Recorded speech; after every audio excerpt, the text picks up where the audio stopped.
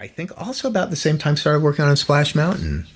So Tomorrowland was kind of off and on, and then Splash Mountain came, and that was because Dick Nunes had always wanted to do a log ride at Disneyland, and there had been a couple attempts done, and now it was thrown into Tony's court, and so Tony asked me to look at where you could put it without tearing out any other attractions, and that was a hard exercise. Yeah.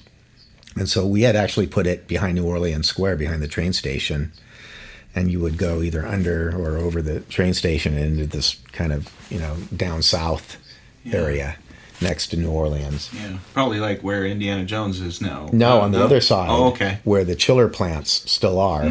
Where the chilled water and all that. Is that the reason it's not there? That's the reason it's not there. It was too expensive to either relocate it or deck over that. It wasn't expensive to get people up and over the tracks. It was expensive to work around those facilities.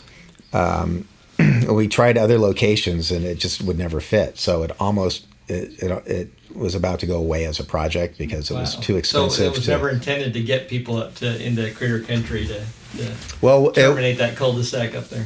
I think they considered either putting it behind Critter Country, where again it required relocating some facilities back there, or taking out the Bear Band ride, which operations didn't want to do because it was still doing decent business. And I think Tony had at that point had kind of closed the idea, like, okay, let's go on to something else. And I said, let's look at one more location. He goes, well, where? And I said, well, that berm between the Haunted Mansion and Critter Country. It's like, there's no land there. And he was kind of right, as the crow flies, you look down at that and there's like, how are you going to do that?